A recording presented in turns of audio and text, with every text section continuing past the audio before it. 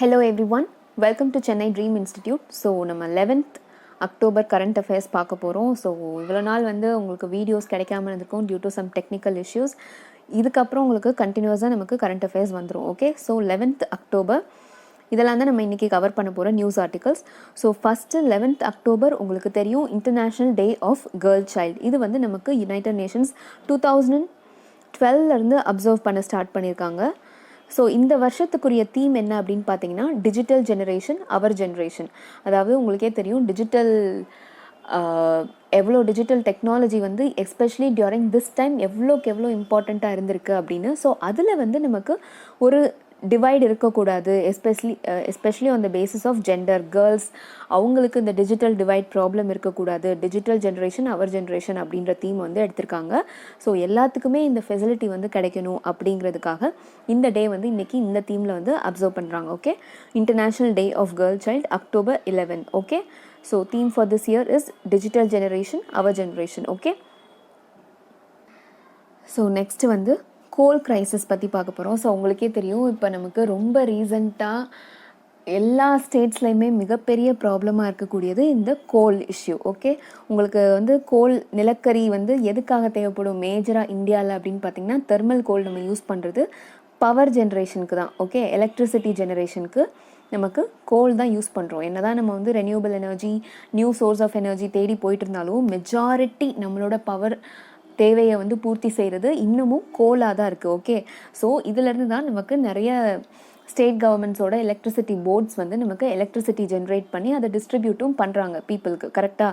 So இந்த கோல் இப்போ ரீசண்டாக எக்கானமி ஆஃப்டர் பேண்டமிக் அன்லாக் ஆனதில் இருந்து நான் நம்ம இந்தியா பற்றி மட்டும் பேசலை, all over the world unlock பண்ணதில் இருந்து எல்லாருமே அவங்க ப்ரீ பேண்டமிக்கு முன்னாடி ஒரு எக்கனாமிக் க்ரோத் இருந்திருக்கும்ல, அந்த க்ரோத்தை திருப்பி கொண்டு வரணும் அப்படிங்கிறதுக்காக எல்லா எக்கனாமிஸுமே எல்லா கண்ட்ரீஸோட எக்கானமிஸுமே உழைக்க ஆரம்பிச்சிட்டாங்க. கரெக்டாக? ஸோ அப்படி உழைக்க ஆரம்பிக்கிறாங்க அப்படிங்கிறப்போ நமக்கு இந்த கோலோட தேவைகள் அதிகமாகுது. அண்ட் எஸ்பெஷலி நமக்கு கோல் மேஜராக இம்போர்ட் நிறையா பண்ணுறோம் இந்தியா பொறுத்த வரைக்கும். சரி, ஓகே, ஸோ கோல் மேஜராக இம்போர்ட் பண்ணக்கூடிய கண்ட்ரி அப்படின்னு பார்த்தீங்கன்னா ரெண்டு, ஒன்று சைனா, இன்னொன்று இந்தியா. ஸோ இந்த ரெண்டு கண்ட்ரிக்கும் கோலுடைய தேவைகள் அதிகம், அதே நேரத்தில் அதை இம்போர்ட் பண்ணுறதும் இந்த ரெண்டு கண்ட்ரிஸ் தான் அதிகம். அண்ட் பேண்டமிக் முடிஞ்சதில் இருந்து சைனா அவங்களோட ப்ரொடக்ஷனை லைக் இண்டஸ்ட்ரியல் ப்ரொடக்ஷன் மேனுஃபேக்சரிங் இருக்குது இல்லையா, ஸோ அங்கேயும் நமக்கு கோல் தேவைப்படும் ஆப்வியஸ்லி. கரெக்டாக? ஸோ அதுக்கான தேவைகளை பூர்த்தி செய்கிறதுக்காக அவங்களோட ப்ரொடக்ஷன் ரேம்ப் அப் பண்ணணும் அப்படிங்கிறதுக்காக ரொம்பவே இவங்க கோல் நிறையவே தேவைப்படுது, நிறைய டிமாண்ட் ஜாஸ்தி ஆயிடுச்சு. அப்போ குளோபல் லெவலில் கோலோட டிமாண்ட் ஜாஸ்தி ஆச்சு அப்படின்னா என்ன ஆகும்? ஆட்டோமேட்டிக்காக அதோட ப்ரைஸ் இன்க்ரீஸ் ஆகும்.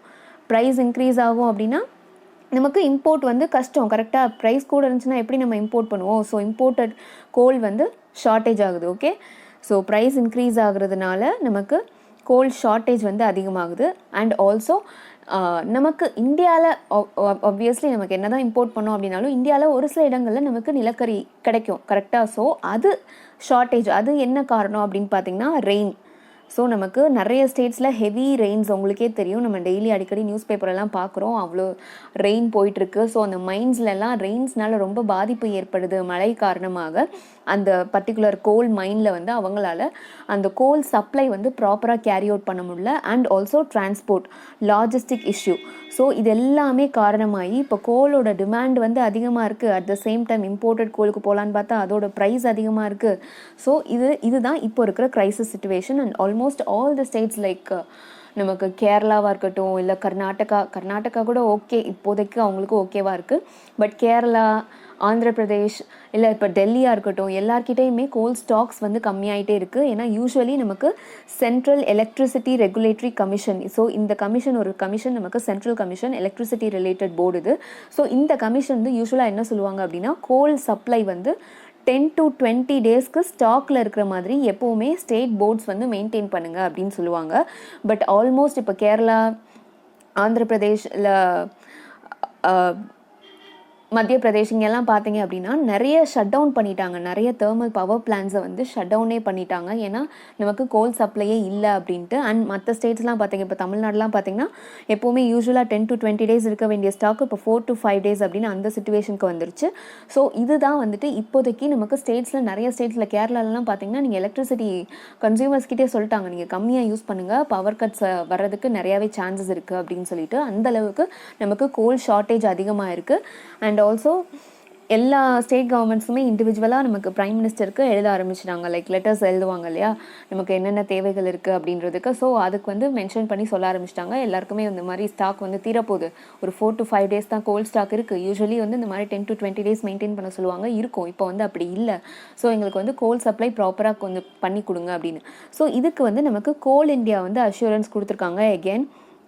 ஸோ கோல் இந்தியா வந்துட்டு நமக்கு ப்ராப்பராக வந்து ஸ்டேட்ஸுக்கு இன்னும் ஃபர்தராக என்ஹான்ஸ் பண்ணி சப்ளைஸ் வந்து கொடுக்குறோம். ஸோ எலக்ட்ரிசிட்டி டிஸ்ட்ரிபியூஷனில் உங்களுக்கு எந்த ப்ராப்ளமும் வராது. ஏன்னா நம்மளும் அன்லாக் பண்ணிட்டோம் இல்லையா, நமக்கும் இண்டஸ்ட்ரியல் ப்ரொடக்ஷன் இருக்குது, நமக்கும் மேனுஃபேக்சரிங் இருக்குது, நமக்கும் பவர் தேவைப்படுது, எலக்ட்ரிசிட்டி தேவைப்படுது இல்லையா. ஸோ அதுக்காக நம்ம கவர்மெண்ட்டும் ஸ்டெப்ஸ் எடுக்கிறேன் அப்படின்னு சொல்லியிருக்காங்க. தென் இது ரிலேட்டடானதான் இந்த 5th நியூஸ் ஐட்டமும். So states scramble to avoid power restrictions. இது வந்து நம்ம Tamil Nadu related news item. So Tamil Nadu government வந்து என்ன பண்ண போகிறாங்க அப்படின்றது. ஸோ தமிழ்நாடு பொறுத்த வரைக்கும் பார்த்தீங்கன்னா ஸ்டாக் இருக்கிறது ரொம்ப கம்மி தான், இந்த சேம் சிச்சுவேஷன் தான்.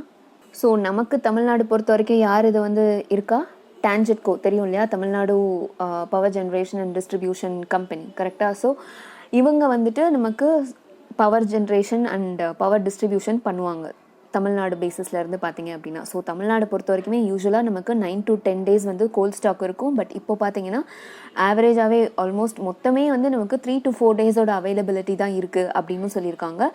ஸோ நமக்கு பிளான்ஸ் பொறுத்த வரைக்கும் தெர்மல் ஸ்டேஷன்ஸ் அப்படின்னு பார்த்தீங்கன்னா நிறையாவே இருக்குது. நமக்கு தூத்துக்குடியில் இருக்குது, சென்னையில் இருக்குது, மேட்டூரில் இருக்குது, கரெக்டாக. ஸோ இது மாதிரி எல்லா இடத்துலையுமே கோல்ட் ஸ்டாக் வந்து கம்மியாக தான் இருக்குது. அண்ட் இது ரிலேட்டடாக வந்து நம்ம கவர்மெண்ட்டும் வந்து சென்ட்ரல் கிட்ட பேசிட்டு தான் இருக்கோம். ஓகே, ஸோ கோல் க்ரைசிஸ் வந்து எதனால் இருக்குது, ஷார்ட்டேஜ்க்கு வந்து என்னென்ன ரீசன்ஸ் எல்லாம் இருக்குதுன்னு பாருங்கள். இம்போர்ட் ப்ரைஸஸ் கூட இருக்கிறதுனால இருக்குது. தென் நமக்கு லோக்கலாக கிடைக்கக்கூடிய டொமஸ்டிக் சப்ளையே குறைஞ்சிட்டது because of rain and logistic support இல்லாமல், டிரான்ஸ்போர்ட் ஃபெசிலிட்டி இல்லாமல், இந்த மாதிரி இருக்கக்கூடிய சிச்சுவேஷன்ஸ். ஸோ இதெல்லாம் தான் கோல் ப்ரைஸஸ் இப்போ இன்க்ரீஸ் ஆகக்கூடியதுக்கான major reasons. Next, Tamil Nadu government forms panels to prevent pollution of Kaveri tributaries. So இப்போ ரீசெண்டாக ஐஐடி மெட்ராஸ் வந்து ஒரு ஸ்டடி கண்டக்ட் பண்ணியிருக்காங்க. எதில் அப்படின்னா ரிவர் காவேரி, நம்ம காவேரி ரிவர் இருக்கு இல்லையா, ஸோ காவேரி நதியில் அந்த வாட்டரில் ஸ்டடி கண்டக்ட் பண்ணியிருக்காங்க, காவேரி வாட்டரில். ஸோ அதில் எவ்வளோ ரிவர் வாட்டர் வந்து எந்த அளவுக்கு பொல்யூட் ஆகிருக்கு அப்படிங்கிறத பார்க்குறதுக்காக. ஸோ அதில் பார்த்தீங்க அப்படின்னா ஆல்மோஸ்ட் எல்லாமே லைக் மேக்ஸிமம் பொல்யூட் ஆகிருக்கு. அண்ட் அதில் மேக்ஸிமம் இருக்கிற காம்பவுண்ட்ஸ் என்ன அப்படின்னு பார்த்தீங்கன்னா pharmaceutically active compounds. So medicine related compounds வந்து நிறையவே காவேரி ரிவரில் கலந்துருக்கிறதா சொல்கிறாங்க. ஓகே, அண்ட் அது போக பார்த்திங்கன்னா உங்களுக்கு நம்ம யூஸ் பண்ணக்கூடிய personal care products, then plastics, flame retardants, heavy metals, pesticides, இது எல்லாமே வந்து நமக்கு அந்த ரிவரில் கலந்து பயங்கரமாக பொல்யூட் ஆகிருக்கு அப்படிங்கிறது நமக்கு ஐஐடி மெட்ராஸ் வந்து கண்டுபிடிச்சிருக்காங்க. அண்ட் சோஃபார் நமக்கு ரிவர் வாட்டர்ஸ் வந்து ஆல்மோஸ்ட் ஃப்ரெஷ் வாட்டர் சோர்ஸில் அப்படின்னு பார்த்திங்கன்னா ரிவர் வாட்டர்ஸ் வந்து ரொம்பவே ஒரு முக்கியமான பங்கு வகிக்குது, கரெக்டாக. ஒரு என்டையர் வேர்ல்டில் இருக்கக்கூடிய ஃப்ரெஷ் வாட்டரில் நமக்கு ரிவர் வாட்டரோட பங்கு அப்படின்னு பார்த்தா அது ஒரு முக்கியமான ஒரு significant source of fresh water, கரெக்டாக. ஸோ அப்படி இருக்கிறப்போ அதை ப்ரொடெக்ட் பண்ண வேண்டிய கடமை வந்து நமக்கு இருக்குது, ஒரு என்விரான்மெண்ட்டை ப்ரொடெக்ட் பண்ணக்கூடிய கடமை, கரெக்டாக. ஸோ அது டீக்ரேட் ஆகாமல் பார்த்துக்கணும் அப்படிங்கிறதுக்காகவும் இந்த ஸ்டடி கண்டக்ட் பண்ணி அண்ட் ஆல்சோ நமக்கு வேஸ்ட் வாட்டர் ட்ரீட்மெண்ட் வந்து இன்னும் என்ஹான்ஸ் பண்ணி இம்ப்ளிமெண்ட் பண்ணணும் அப்படின்னு வந்து இந்த ஐஐடி மெட்ராஸ் ஸ்டடி வந்து சொல்லியிருக்காங்க. அண்ட் இதுக்காக தான் நம்ம தமிழ்நாடு கவர்மெண்ட்டும் இப்போ வந்து புதுசாக ஒரு கமிட்டி, ஒரு பேனல் வந்து ஃபார்ம் பண்ணியிருக்காங்க. ஸோ இது ரிலேட்டடாக இந்த ஃபர்தராக ஸ்டடி பண்ணி தென் இது ரிலேட்டடான ஒரு ப்ராப்பர் ஸ்டெப்ஸ் எடுத்து இந்த பொல்யூட்டன்ஸ்லாம் அந்த ரிவரில் கலக்காமல் பார்த்துக்கிறதுக்காக. ஓகே, அண்ட் காவேரி ரிவர் பொறுத்த வரைக்கும் உங்களுக்கு பார்த்தீங்க அப்படின்னா கங்கா ஆஃப் த சவுத் அப்படின்னு சொல்லுவோம், தக்ஷின் பாரத், சவுத் கங்கா அப்படின்னு சொல்லுவோம், தக்ஷின் கங்கா அப்படின்னு சொல்லிட்டு. அண்ட் இது ஒரிஜினேட் ஆகிற இடம் அப்படின்னு பார்த்தீங்கன்னா தலக்காவேரி, கர்நாடகாவில் இருக்குது, கரெக்டாக. இது நம்ம லைக் டூர்லாம் போனோன்னா நம்மளை கண்டிப்பாக கூட்டிகிட்டு போவாங்க தலக்காவேரி. ஸோ தலக்காவேரி வந்து உங்களுக்கு டிஸ்ட்ரிக்ட் கூர்க். ஸோ கர்நாடகாவில் கூர்க் டிஸ்ட்ரிக்டில் தலக்காவேரி அப்படிங்கிற இடத்துல இருந்தால் நமக்கு காவேரி ரிவர் ஆரிஜினேட் ஆகி வருது. ஸோ அங்கேருந்து தான் நமக்கு தமிழ்நாட்டுக்கு வருது. ஸோ மேலே கர்நாடகாவிலேருந்து கீழே தமிழ்நாட்டுக்கு ஃப்ளோ ஆகுது. அண்ட் அதில் தான் நமக்கு காவேரி ரிவர் டிஸ்பியூட் பிரச்சனையும் ஏற்பட்டிருக்கு கரெக்டாக தமிழ்நாடுக்கும் கர்நாடகாவுக்கும். ஸோ இது வந்து காவேரி ரிவர் பொறுத்த வரைக்கும் ஒரு ஆரிஜினேஷன் பற்றின இன்ஃபர்மேஷன். தென் ட்ரிபியூட்ரிஸ் அப்படின்னு பார்த்தீங்கன்னா உங்களுக்கு கர்நாடகாலே நிறைய ட்ரிபியூட்ரிஸ் இருக்குது. லைக் இப்படி தான் ரிவர் ஃப்ளோ ஆகுதுன்னா உங்களுக்கு left bank tributaries and right bank tributaries அப்படின்னு இருக்குது. ஸோ லெஃப்ட் பேங்க் ட்ரிபியூட்ரிஸ் அப்படின்னு பார்த்தீங்கன்னா ஹராங்கி, ஹேமாவதி, ஷிம்ஷா, அக்ராவதி அப்படின்னு சொல்லிட்டு மேஜர் லெஃப்ட் பேங்க் ட்ரிபியூட்ரிஸ் 4 இருக்குது. ஹராங்கி, ஹேமாவதி, ஷிம்ஷா, அக்ராவதி. Okay. And right bank tributaries அப்படின்னு பார்த்தீங்கன்னா உங்களுக்கு லக்ஷ்மண தீர்த்தா, கபானி அப்படின்னு சொல்லுவோம்ல, நம்ம தமிழில் படிச்சிருப்போம் கபினி அப்படின்னு சொல்லிட்டு. So Kabini, Suvarnavathi, Bhavani, Noyyal, Amaravathi. Okay. So இதெல்லாமே நம்ம கேள்விப்பட்ட பேர் தான். உங்களுக்கு ஒரு ஃப்ளோவில் சொல்கிறேன். Right bank tributaries Lakshmana Theertha, Kabini, Suvarnavathi, Bhavani, Noyyal, Amaravathi. Okay. So 5 river நான் உங்களுக்கு சொல்லியிருக்கேன். லெஃப்ட் பேங்க்கில் ஹரங்கி, ஹேமாவதி, ஷிம்ஷா அண்ட் அக்ராவதி. ஓகே. ஸோ அதில் ஒரு 4, இதில் ஒரு 5, மொத்தம் 9 ட்ரிபியூட்ரிஸ் நல்லா ஞாபகம் வச்சுக்கோங்க. இதுதான் வந்து நம்ம காவேரி ரிவர் பொறுத்த வரைக்கும் left and right bank tributaries. And Sivasamudram water falls வந்து நமக்கு காவேரி ரிவர் அது மூலமாக தான் தமிழ்நாடுக்கு வருது. ஸோ அது தெரியும்ல. அண்ட் ஆல்சோ இப்போ இஷ்யூ பார்த்தீங்கன்னா உங்களுக்கு மேகேதாத்து ரிலேட்டட் அந்த அணைக்கட்டு கர்நாடகா ப்ரப்போஸ் பண்ணிட்டு இருக்காங்க, வேறஸ் நம்ம வந்து அப்போஸ் பண்ணிட்டு இருக்கோம். தென் ஒகேனக்கல் ஃபால்ஸ் எல்லாமே இந்த டீட்டெயில்ஸ்லாம் உங்களுக்கு தெரியும் கரெக்டாக. ஸோ ரிவர் பற்றி பார்த்ததுல உங்களுக்கு வந்து அந்த ரிவரோட ஆரிஜினேஷன் தென் ட்ரிபியூட்ரிஸ் எல்லாம் ஞாபகம் வச்சுக்கிற மாதிரி சொல்லியிருக்கேன். Next Indian space association. இது வந்து நமக்கு இப்போ இன்னைக்கு நம்ம பிரைம் மினிஸ்டர் இந்த அசோசியேஷனை இனாக்ரேட் பண்ண போகிறாங்க. ஓகே. ஸோ பண்ணியிருப்பாங்க. ஸோ இந்தியன் ஸ்பேஸ் அசோசியேஷன் யூஸ்வலாகவே நமக்கு ஒரு செக்டார் இருக்குது. இப்போ ஒரு ஆட்டோமொபைல் செக்டார் இருக்குது அப்படின்னு பார்த்தீங்கன்னா உங்களுக்கு ஃபெடரேஷன் ஆஃப் சம்திங் இருக்கும்ல, ஆட்டோமொபைல் அசோசியேஷன், அவங்களுக்குன்னு ஒரு அசோசியேஷன் இருக்கும். அதே மாதிரி தான் நமக்கு ஒரு டெக்ஸ்டைல் செக்டார் இருக்குன்னா டெக்ஸ்டைல் செக்டார் பீப்புள் வந்து அவங்களுக்குன்னு ஒரு அசோசியேஷன் வச்சுருப்பாங்க. மொத்த டெக்ஸ்டைல் கம்பெனிஸுமே அதில் ஒரு மெம்பராக இருப்பாங்க. அசோசியேஷன் அப்படின்னு சொல்லிட்டு அவங்க அந்தந்த செக்டார் அந்தந்த கம்பெனிஸ் அந்தந்த ஃபீல்டில் இருக்கிறவங்க வச்சுருப்பாங்க கரெக்டாக. ஸோ அது மாதிரி இப்போது நமக்கு டெவலப்பிங்கில் இருக்கக்கூடியது தான் இந்த ஸ்பேஸ் செக்டார். ஓகே. ஸ்பேஸ் ரிலேட்டடாக நம்ம வந்து இப்போது அது ஏதாவது ஒரு சேட்டலைட் லான்ச்சிங்காக இருக்கட்டும், இல்லைனா பீப்புளை வந்து கூட்டிகிட்டு போகிறதா இருக்கட்டும் ஸ்பேஸுக்கு, இந்த மாதிரி ஸ்பேஸ் செக்டார் ஸ்பேஸே வந்து நம்ம கமர்ஷியலைசேஷன் பண்ணிகிட்ருக்கோம். இப்போ ஆல் ஓவர் த வேர்ல்டு பார்த்தீங்க அப்படின்னா இதெல்லாம் வந்து வேறு லெவலில் இருக்க டெவலப்மெண்ட்ஸு. நம்ம வந்து இப்போ தான் ஒரு பிகினர் அப்படின்னு வச்சுக்கோங்களேன். ஸோ இந்த ஸ்டேஜில் இருக்கிறப்போ தான் நமக்கு இப்போ ஸ்பேஸ் செக்டார் டெவலப் ஆகிட்டு வருது. இப்போது இதுக்கான ஒரு அசோசியேஷன் தான் இது, இந்தியன் ஸ்பேஸ் அசோசியேஷன். ஸோ இதில் அப்போ யாரெல்லாம் மெம்பர்ஸாக இருப்பா அப்படின்னு பார்த்தீங்கன்னா obviously space and satellite related companies. Okay, so it's a premium industry association of space and satellite companies. So இந்த companies எல்லாம் சேர்ந்து நமக்கு இந்தியாவில் இந்தியன் ஸ்பேஸ் அசோசியேஷன் இருப்பாங்க. அண்ட் இவங்க வந்து இவங்களோட தேவைகளை நம்ம கவர்மெண்ட்டுக்கு இந்த அசோசியேஷன் மூலமாக தெரிவிப்பாங்க. இப்போ எப்படி ஆட்டோமொபைல் செக்டார் இருக்காங்க அப்படின்னா இப்போ வந்து ஃபோர்ட் நம்ம முன்னாடி நியூஸ் பார்த்தோம் கரெக்டாக. ஸோ ஃபோர்ட் வந்து அவங்களோட யூனிட்டை வந்து இந்தியாவில் வந்து க்ளோஸ் பண்ணுறதா அனௌன்ஸ் பண்ணியிருந்தாங்க. தென் உடனே வந்து அந்த ஆட்டோமொபைல் அசோசியேஷன் வந்துட்டு இந்த மாதிரி நிறைய டீலர்ஸ் எல்லாம் இருக்காங்க, அவங்க மேலாம் யோசிச்சு பாருங்க, காம்பன்சேஷன் கொடுங்க அப்படின்னு சொல்லிட்டு அவங்க அசோசியேஷன் மூலமாக வந்து பேசுறது. அப்புறம் இப்போ கவர்மெண்ட் ஏதாவது ஒரு நமக்கு PLI schemes, production linked incentive schemes நிறையவே பார்த்துருக்கோம் கரெக்டாக. ஸோ அது ரிலேட்டடாக ஏதாவது கொண்டு வராங்க அப்படின்னா எங்கள் செக்டாருக்கு கொடுங்க அப்படின்னு சொல்லிட்டு டெக்ஸ்டைல் செக்டார் வந்து கேட்குது. ஸோ இந்த மாதிரி அது வந்து யாருக்கு வந்து கேட்பா, ஆப்வியஸ்லி அந்த ஒரு அசோசியேஷன் மூலமாக தான் நமக்கு வந்து இந்த மாதிரி தேவைகள் இருக்குன்றது தெரிய வருது கரெக்டாக. கவர்மெண்ட்டுக்கு அவங்க தான் டிரெக்டாக பேசுகிறாங்க. ஸோ அது மாதிரி தான் நமக்கு இந்தியன் ஸ்பேஸ் அசோசியேஷனும் இனிமேல் செயல்பட போகுது. ஸோ இதில் இருக்கக்கூடிய ஸ்பேஸ் அண்ட் சேட்டலைட் கம்பெனிஸ் அவங்களோட தேவைகளை கவர்மெண்ட் கிட்ட சொல்லி அவங்க ஸ்பேஸ் செக்டாரை ஃபர்தராக டெவலப் பண்ணுறதுக்கு அவங்களுக்கு என்னெல்லாம் தேவைப்படுது அப்படிங்கிறத அவங்களோட கோரிக்கைகள் சொல்கிறது எல்லாமே வந்து இந்த அசோசியேஷன் மூலமாக இனி நடக்கும். Okay. So Indian space association இன்றைக்கி தான் நம்ம பிரைம் மினிஸ்டர் லான்ச் பண்ணுறதா இருக்காங்க. Okay. Next news item, CIC favours disclosure of Bucher files. இது வந்து உங்களுக்கு இந்த நியூஸ் ஐட்டம் விட நான் ஃபஸ்ட்டு வந்து உங்களுக்கு சிஐசி பற்றி சொல்லணும்னு நினைக்கிறேன். மேஜராக ஸ்டாட்டிக் பாட் பாலிட்டி ஸோ சிஐசி அப்படின்னா சென்ட்ரல் இன்ஃபர்மேஷன் கமிஷன். இது வந்து நமக்கு ஒரு நான் கான்ஸ்டியூஷனல் பாடி, அதாவது ஸ்டாட்யூட்டரி பாடி. கான்ஸ்டியூஷனில் இதுக்கான ப்ரொவிஷன்ஸ் கிடையாது. நம்ம ஆர்டிஐ ஆக்ட் 2005 மூலமாக இந்த ஒரு பர்டிகுலர் கமிஷன் எஸ்டாப்ளிஷ் பண்ணியிருக்கோம். ஸோ அதனால இது வந்து கான்ஸ்டியூஷனல் பாடி கிடையாது, statutory body. Okay, so through an act of parliament. RTI act என்னது? ரைட் டு இன்ஃபர்மேஷன் ஆக்ட், தகவல் அறியும் உரிமை சட்டம். ஸோ தகவல் அறியும் உரிமை சட்டம் வந்து 2005 கொண்டு வந்து அதுக்கு கீழே தான் இந்த சென்ட்ரல் இன்ஃபர்மேஷன் கமிஷன் அப்படின்னு ஒன்று எஸ்டாப்ளிஷ் பண்ணியிருக்காங்க. ஸோ எதுக்காக அப்படின்னா, just to receive complaints and appeals pertaining to offices, financial institutions and PSUs, public sector undertakings. Okay, so கவர்மெண்ட்டில் நடக்கக்கூடிய விஷயங்கள் ஒரு சாதாரண மனுஷனாக, லைக் ஒரு சாதாரண இண்டிவிஜுவலாக, எனக்கும் உங்களுக்கும் ஒரு common citizen, just because you are the citizen of India, எனக்கு அதை தெரிஞ்சுக்கக்கூடிய உரிமை இருக்குது அப்படின்னு நினைக்கிறீங்க இல்லையா? இப்போ நீங்கள் இப்போது ரீசெண்டாக நமக்கு கோவிட் டைமில் வந்து நமக்கு பிஎம் கேர்ஸ் ஃபண்டு வந்து அனௌன்ஸ் பண்ணியிருந்தாங்க. ஸோ அதில் எவ்வளோ பணம் இருக்குது, எவ்வளோ செலவு பண்ணீங்க அப்படிங்கிறது பீப்புள் ஆப்வியஸ்லி கேள்வி கேட்டாங்க, நிறைய பேர் ஆக்டிவிஸ்ட். ஸோ அது ரிலேட்டடாக வந்து நம்ம ஆர்டிஐ மூலமாக கேஸ் போட்டு எவ்வளோ என்ன டீட்டெயில்ஸ்னு தெரிஞ்சுக்கிறோம். தென் வந்து நம்ம இப்போ இந்தியா பொறுத்த வரைக்கும் இப்போ நீங்களே ஏதாவதுனா கூட உங்களுக்கு ஏதாவது ஒரு ஆர்வமாக இருக்குது அப்படின்னா நீங்களே கூட ஆர்டிஐ ஆக்ட் மூலமாக இந்த கமிஷன் கிட்ட நீங்கள் இன்ஃபர்மேஷன் கேட்கலாம். அண்ட் அவங்க சப்போஸ் அது வந்து ரொம்ப ஒரு நேஷ்னல் செக்யூரிட்டி ரிலேட்டட் இன்ஃபர்மேஷன் அப்படின்னா அது வந்து டிஸ்க்ளோஸ் பண்ணுறதுக்கு இருக்காது. இல்லை இது வந்து general information, citizen has a right to know அப்படின்னு தோணுச்சு அப்படின்னா இந்த பர்டிகுலர் கமிஷனில் இருக்கக்கூடிய சீஃப் இன்ஃபர்மேஷன் கமிஷனர் வந்துட்டு அந்த இன்ஃபர்மேஷன் வந்து உங்களுக்கு கொடுப்பாங்க. சப்போஸ் இப்போ நான் வந்து ஒரு என்விரான்மெண்டலிஸ்ட், ஒரு என்விரான்மெண்ட் ஆக்டிவிஸ்ட்னு வச்சுக்கோங்களேன்.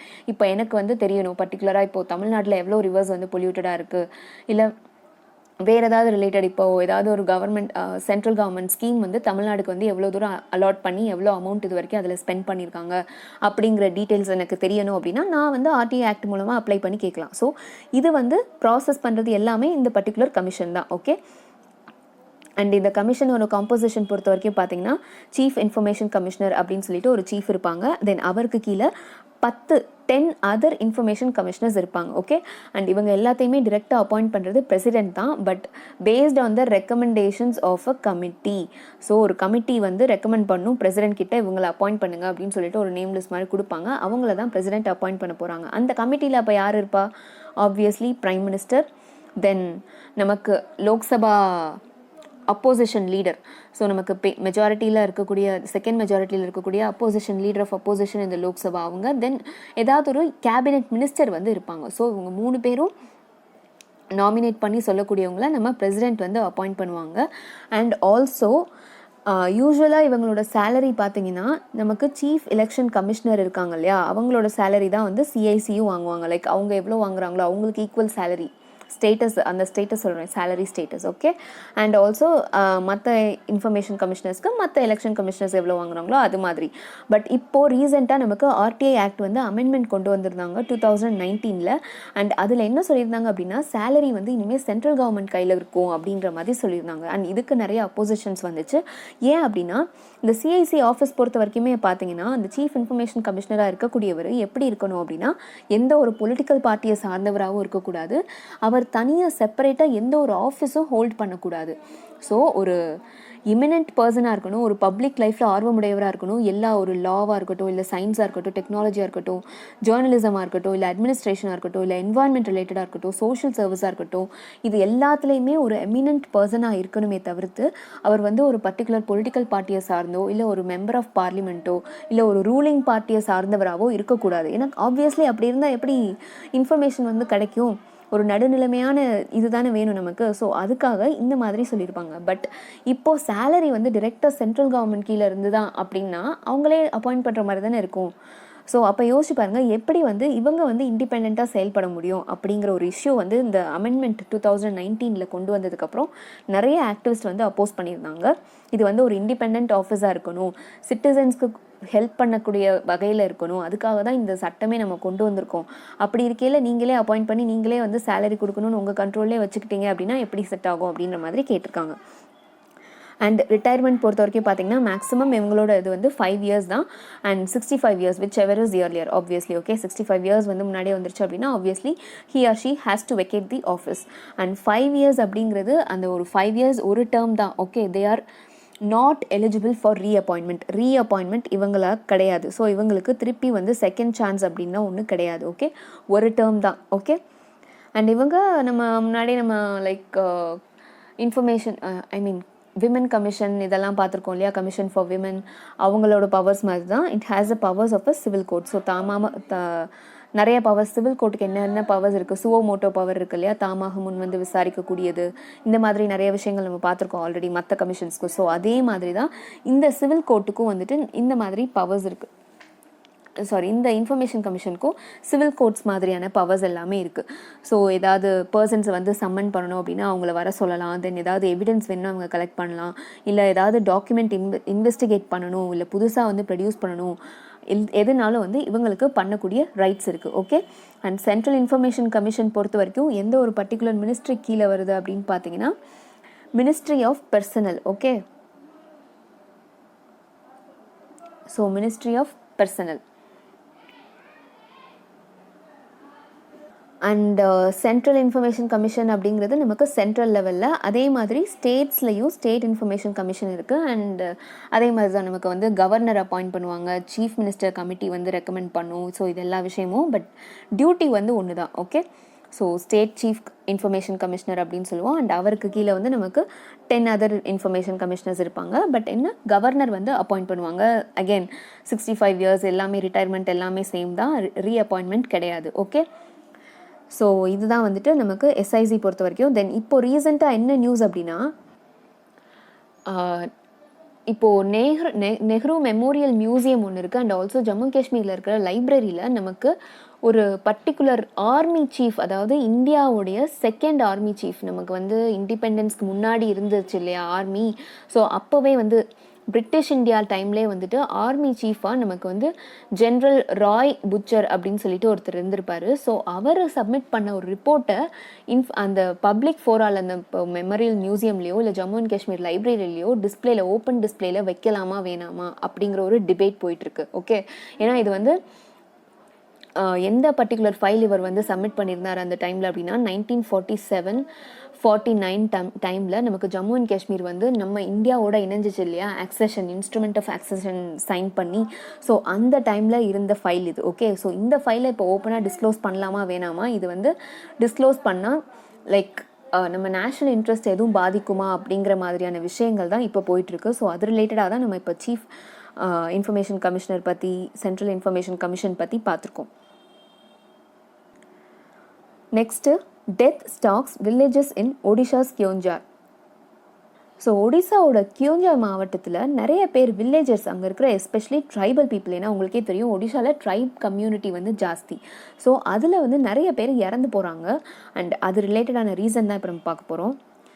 ஸோ உங்களுக்கே தெரியும் அயன் ஓர் மைன்ஸ் வந்து இந்தியாவில் ரொம்பவே கம்மி. அதுலேயும் ஸ்பெசிஃபிக்காக ஒரு பர்டிகுலர் லொக்கேஷனில் தான் ரொம்பவே கான்சென்ட்ரேட்டடாக இருக்கும். அண்ட் அது பார்த்தீங்க அப்படின்னா உங்களுக்கு இந்த சைடு தான், அப்படியே நமக்கு அந்த சென்ட்ரல் இந்தியா அந்த சைட், சென்ட்ரல் டு ஈஸ்ட் அந்த சைடு தான் வரும். ஸோ ஒடிஷா, சத்தீஸ்கர், ஜார்க்கண்ட் இந்த ஏரியாஸில் தான் நமக்கு அயன் ஓர்ஸ் வந்து ஜாஸ்தியாக கிடைக்கும், iron ore deposits. Okay. And அங்கே தான் நமக்கு iron ore mines obviously setup பண்ணியிருப்போம் கரெக்டாக. ஸோ ஒடிசாவில் அப்படி இருக்கக்கூடியது தான் ஒடிஷா மைனிங் கார்பரேஷன் வச்சுருக்கிற கந்தாமார்தன் மைன்ஸ். ஓகே. ஸோ இது வந்து நமக்கு ஒடிசாவில் இருக்குது. ஓகே. அண்ட் இது இங்கே வந்து ரீசெண்டாக மைனிங் ஆக்டிவிட்டி எல்லாமே நல்லா தான் நடக்குது. அண்ட் ஆல்சோ நீங்கள் மோஸ்ட்லி பார்த்தீங்க அப்படின்னா இதெல்லாமே ரா மெட்டீரியல்ஸ், கரெக்டாக ரா மெட்டீரியல்ஸ் இருக்கக்கூடிய எல்லா இடமுமே அவ்வளோவா டெவலப்டாக இருக்காது. எல்லாமே ரா மெட்டீரியல்ஸ் இருக்கக்கூடிய எல்லா இடமுமே பார்த்தீங்க அப்படின்னா அவ்வளோ டெவலப்டாக இருக்காது, ரொம்பவே பேக்வேர்டாக தான் இருக்கும். அண்ட் இந்த கம்யூனிட்டி பொறுத்த வரைக்கும் பார்த்தீங்கன்னா ட்ரைபல் கம்யூனிட்டி ரொம்ப ரொம்ப கஷ்டப்படுற கம்யூனிட்டி. அவங்க வந்து அன்றாட வாழ்க்கைக்கு உழைச்சி சாப்பிட்றவங்க அந்த மாதிரி தான். பட் இங்கேருந்து எடுத்துகிட்டு போகிற அயன் ஓர்ஸ் எல்லாம் பார்த்தீங்க அப்படின்னா ஆல்மோஸ்ட் ஒரு 5000 crores, ஒரு 10,000 crores இந்த மாதிரியான ஒரு பிஸ்னஸ் அந்த அளவுக்கு நடக்கக்கூடிய ஒரு இடம். ஆனால் அந்த இடம் டெவலப்டாக அங்கே இருக்கக்கூடிய பீப்புள் அந்த இடத்துலேருந்து வரக்கூடிய அந்த அயன் ஓர்லேருந்து பெனிஃபிட் ஆயிருக்காங்களா அப்படின்னு கேட்டிங்கன்னா இல்லை அப்படின்னு தான் சொல்லணும். இன்ஃபேக்ட் அவங்க லைக் அங்கே இருக்கிறது வளமா இல்லை என்னன்னு சொல்ல முடியாது. அங்கே இருக்கக்கூடிய அந்த அயன் ரிசோர்ஸஸ் வந்து அவங்களுக்கு வந்து அது வரமா இல்லை சாபமா என்னன்னு சொல்ல முடியாது. ஏன்னா அந்தளவுக்கு இதனால் அவங்க பாதிக்க தான் பட்டிருக்காங்க, பெனிஃபிட்டை விடுங்க பாதிக்க தான் பட்டிருக்காங்க. அண்ட் இந்த பிக்சர் பார்த்தீங்கன்னா உங்களுக்கு தெரியும், அங்கே இருக்கக்கூடிய ஸ்ட்ரீம் ஒரு நீரோடை பார்த்தீங்கன்னா என்ன கலரில் வருதுன்னு பாருங்கள், ரெட்டிஷ் ப்ரௌன். இது வந்து நான் மண்ணுன்னு நினச்சேன் முன்னாடி நான் கூட பிக்சர் பார்த்துட்டு, பட் வாட்டர் எந்த கலரில் இருக்குன்னு பாருங்கள். இது எல்லாமே வந்து அந்த அயன் ஓர் டஸ்ட்டுனால. அண்ட் இதை தான் ஆப்வியஸ்லி பீப்புளும் ட்ரிங்க் பண்ணுவாங்க கரெக்டாக. ஸோ அங்கே இருக்கக்கூடிய பீப்புளுக்கு நிறைய உடல் நலம் பாதிக்கப்பட்டு and mostly cough and lung infection ஏற்பட்டு நிறைய பேர் ரொம்ப சின்ன வயசில் இறந்து போயிருக்காங்க. அண்ட் இது ரிலேட்டடாக பார்த்தீங்கன்னா அந்த ஊர் எம்எல்ஏவும் சொல்லியிருக்காங்க இந்த மாதிரி நாங்கள் ஸ்டெப்ஸ் எடுத்துகிட்ருக்கோம் அப்படின்னும். பட் ஸ்டில் நமக்கு வந்து அங்கே இருக்கிற பிஸ்னஸை பார்க்க முடிஞ்ச அளவுக்கு நம்ம அங்கே இருக்கக்கூடிய பீப்புளோட ஹெல்த்தை பார்க்க முடியல அப்படிங்கிறது தான். அண்ட் இது நான் உங்களுக்கு எடுத்திருக்கேன் அப்படின்னா அயன் ஓர் மைன்ஸ் பற்றி உங்களுக்கு தெரிஞ்சிருக்கணும். அண்ட் ஆல்சோ என்விரான்மெண்டல் டீக்ரேடேஷன் நடந்துகிட்ருக்கு. ஸோ என்விரான்மெண்ட் டீக்ரேட் ஆகிறதுனால ஹியூமன் இம்பேக்ட் ஹியூமன் ஹெல்த்தில் எந்த அளவுக்கு இருக்குது அப்படிங்கிறத பாருங்கள் நீங்களே. Okay, so iron ore mines in India major states பார்த்தீங்க அப்படின்னா ஒடிஷா, ஜார்க்கண்ட், சத்தீஸ்கர், கர்நாடகா, கோவா, தெலுங்கானா, ஆந்திரா அண்ட் தமிழ்நாடு. ஸோ உங்களுக்கு இந்த ஆர்டரில் தான் கொடுத்துருக்கேன். மெஜாரிட்டி டு லீஸ்ட் அப்படின்னு தான் கொடுத்துருக்கேன். ஸோ நல்லா ஞாபகம் வச்சுக்கோங்க. So final news item, junior world championship shooting. Sports news items daily ரெகுலராக ஃபாலோ பண்ணுங்கள். ஏதாவது ஒரு நியூஸ் பேப்பரில் கண்டிப்பாக ஏதாவது ஒரு சில நாளைக்கு தான் நமக்கு ஸ்போர்ட்ஸ் நியூஸ் ஐட்டம்ஸ் இம்பார்ட்டண்ட்டாக வரும். பட் அதை ஸ்கிப் பண்ணாமல் பாருங்கள், ரொம்ப ரொம்ப இம்பார்ட்டண்ட்.